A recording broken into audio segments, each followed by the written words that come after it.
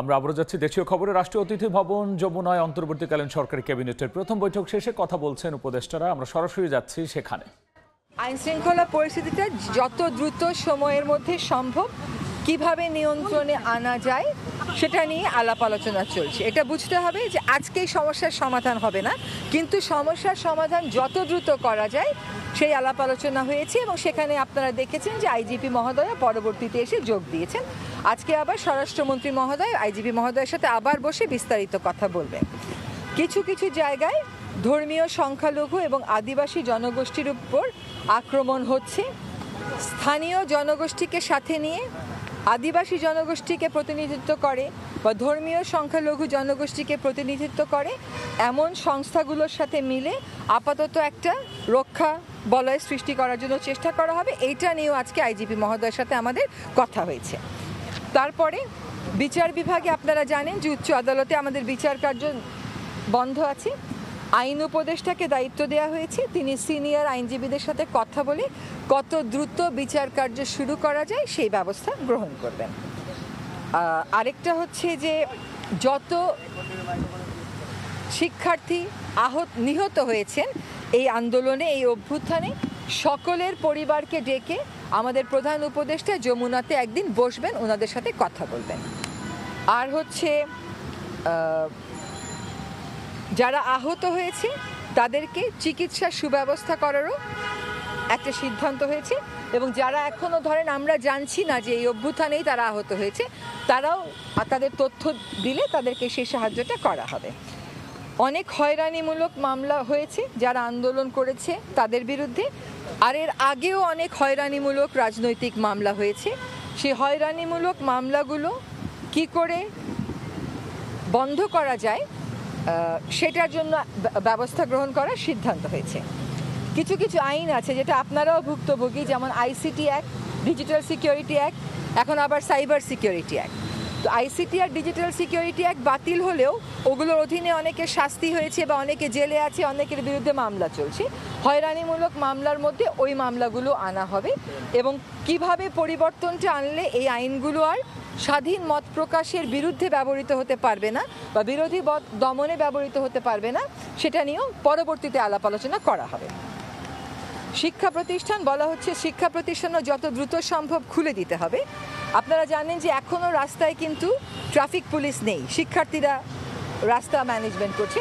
সেরকম প্রেক্ষিতে আমরা বলতে পারিনি যে আমরা কালই খুলে দেব, কিন্তু শিক্ষক সমাজের সাথে আলোচনা করা হবে, করে শিক্ষার পরিবেশ ফিরিয়ে এনে এবং আইনশৃঙ্খলা পরিস্থিতির সাথে সামঞ্জস্য রেখে যত দ্রুত সম্ভব শিক্ষা প্রতিষ্ঠান খুলে দেওয়ার চেষ্টা করা হবে। সকল মন্ত্রণালয় আমরা যারা দায়িত্ব নিয়েছি, আমাদের সকল মন্ত্রণালয় আমরা যারা দায়িত্বে থাকবো আমাদের সাথে কাজ পরিচালনার ক্ষেত্রে শিক্ষার্থীরা সম্পৃক্ত থাকবেন। কিভাবে তারা সম্পৃক্ত থাকবেন, এটার কাঠামো কী হবে, এটা আমরা পরবর্তীতে চিন্তা করব। আরেকটা হচ্ছে সকল সেক্টরে রিফর্ম নিয়ে আমরা খুব কথা বলি যে এইভাবে চলে না, এইভাবে চলতে পারে না, সিস্টেমটাকে আমাদের বদলাতে হবে। সেই রিফর্মগুলো একা তো আর করা যাবে না, সমাজের সবার সাথে কথা বলতে হবে, গণমাধ্যমের সাথেও কথা বলা হবে, পেশাজীবীদের সাথে কথা বলা হবে, সকলের সাথে কথা বলে রিফর্ম এজেন্ডা একটা ঠিক করে তারপরে আমরা আলাপ আলোচনায় যাব। অর্থের ব্যাপারে কথা হয়েছে যে আর্থিক খাতগুলোকে শুধুমাত্র চালু করলেই হবে না, সক্রিয় করতে হবে এবং সেখানে নেতৃস্থানে পরিবর্তন আনবার প্রয়োজন যেগুলো আছে অনতিবিলম্বে সেই পরিবর্তন আনার চেষ্টা করা হচ্ছে।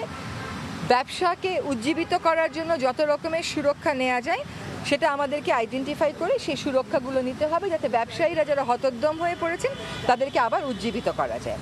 জনগণের জীবন এবং জীবিকার কষ্ট লাভে বাজারের উপর যে নিয়ন্ত্রণ, অর্থের ক্ষেত্রে যে নিয়ন্ত্রণ, সেটা অগ্রাধিকার পাবে অর্থ মন্ত্রণালয় যখন তার পরিকল্পনা করবে সেখান থেকে।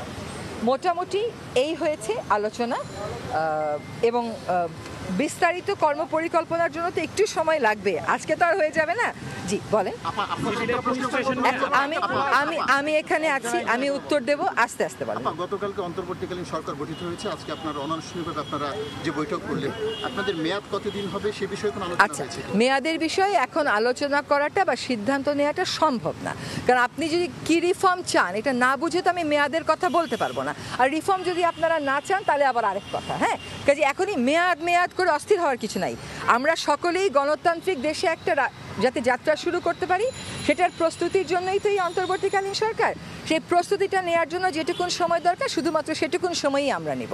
শেষ পর্যন্ত গণতন্ত্রের দিকেই আমাদের যাত্রা করতে হবে। শিক্ষা প্রতিষ্ঠানের কথা আপনি বলছিলেন আপা, বাচ্চারা এখন রাস্তায়, আমরা জানি যে এইচএসসি পরীক্ষাও চলছিল এবং প্রধান উপদেষ্টার কাঁধে আসলে অনেকগুলি মন্ত্রণালয়, সেখানে শিক্ষার দুটি মন্ত্রণালয় রয়েছে।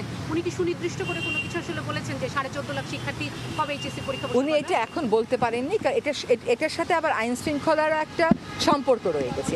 ওইটাকে অ্যাড্রেস করার সাথে সাথে এটাও অ্যাড্রেস করা। দুর্নীতি নিয়ে কোনো কথা হয়েছে কিনা? আমরা দেখেছি বিভিন্ন সময় বড় রকমের দুর্নীতি, মানি, অর্থ পাচার, এই অর্থ মন্ত্রণালয়ের যিনি দায়িত্বে আছেন উনি বলেছেন যে যত রকমের ইভিল প্র্যাকটিসগুলো আছে সেইগুলোকে যদি উনি অ্যাড্রেস করতে হয় তাহলে তো উনার অনেক জায়গাতে তো আপনারা জানেন পদত্যাগ ভ্যাকেন্ট হয়ে আছে। ঠিক লোকগুলোকে দিয়ে ওই জিনিসগুলো আইডেন্টিফাই করে অবশ্যই ওগুলোর ব্যাপারে ব্যবস্থা নেওয়া হবে, কিন্তু সুনির্দিষ্ট করে একটা দুর্নীতি বা একটা ব্যাড প্র্যাকটিস নিয়ে আজকে আলোচনা হয় না। রাজারবাগে যেটা যাওয়ার কথা ছিল, যেহেতু আইজিপি মহোদয় এখানে এসছেন, র্যাবের প্রতিনিধিও এসছেন, রাজারবাগে আজকে আর যাওয়া হচ্ছে না। আজকে স্বরাষ্ট্রমন্ত্রী মহোদয়ের সাথে এনারা বসবেন, স্বরাষ্ট্র উপদেষ্টার সাথে আজকে ওনারা বসবেন এবং সেখানে আরেকটু বিস্তারিত আলোচনা। দীর্ঘদিন ধরে আপত্তি জানিয়েছিলেন, বাতিলেরও কথা বলেছিলেন, আপনারা সবাই এখানে উপদেষ্টা পরিষদে আছেন, এখন কি আইনটি বাতিল করবেন? আমি এটাই বললাম যে সাইবার নিরাপত্তা আইনের যে বিধানগুলো, জি আমি আছি, শোনেন, কতগুলো ক্ষমতা একটা গণতান্ত্রিক সরকারের হাতে পড়লে অসুবিধা হয় না, কিন্তু সরকার যখন অগণতান্ত্রিক হয়ে পড়ে তখনই এটার অপপ্রয়োগ হয়। সে কথাটাও হয়েছে। কোন বিধানগুলো অপপ্রয়োগ করার যাচ্ছে সেগুলো আইডেন্টিফাই করে বাতিলের কথা বিবেচনা করা হচ্ছে। এখনো অনেক জায়গায় মানে ডাকাতি বা এই ধরনের সমস্যা শোনা যাচ্ছে, সেটার ব্যাপারে কোনো আলোচনা? সেটার ব্যাপারে কথা হয়েছে, এখানে আইজিপি মহোদয়কে জিজ্ঞেস করা হয়েছে যে ওনার কাছে কি তথ্য আছে। ওনার কাছে যা তথ্য আছে তার সাথে আবার যা প্রচারিত হচ্ছে সবসময় মিলছে না, আবার ওনাদের অনেকগুলো থানাও তো ফাংশনাল না, কাজে ওনার কাছে সব তথ্য এখন থাকবে এটাও আমরা ধরে নিতে পারি না। তবে সেটার ব্যাপারেও কথা হয়েছে যে যত দ্রুত সম্ভব আইন শৃঙ্খলা রক্ষাকারী বাহিনী, বিশেষ করে পুলিশ যাতে নেমে যায় এবং আমরা সকলেই যেন পুলিশকে সাহায্য করি, কারণ পুলিশের মতন একটা বাহিনীর মনোবল যখন ভেঙে যায় তখন কিন্তু সে অনিরাপদ বোধ করলে সে নামবে না। সেজন্য আমাদের যারা শিক্ষার্থী প্রতিনিধি আছেন তারা এবং স্বরাষ্ট্রমন্ত্রী মহোদয়ের আলোচনা করবেন পুলিশদের সাথে, যাতে করে তারা রাস্তায় যত দ্রুত সম্ভব না।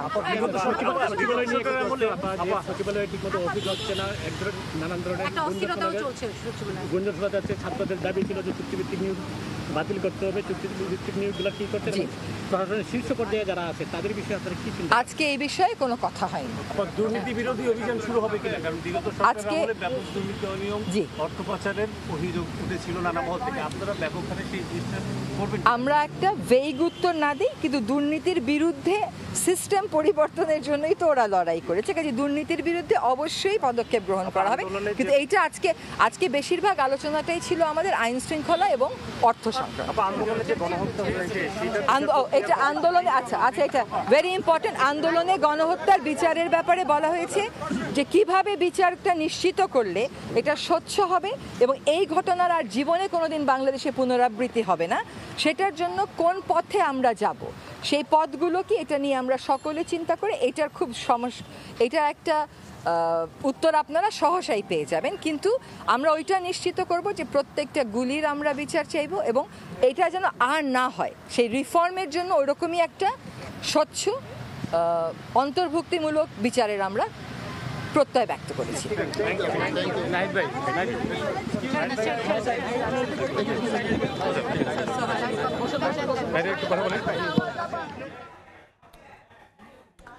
রাষ্ট্রীয় অতিথি ভবন যমুনায় অন্তর্বর্তীকালীন সরকারি ক্যাবিনেটের প্রথম বৈঠক শেষে কথা বলছিলেন উপদেষ্টা সৈয়দা রিজওয়ানা হাসান। আমরা সরাসরি যুক্ত ছিলাম সেখানে।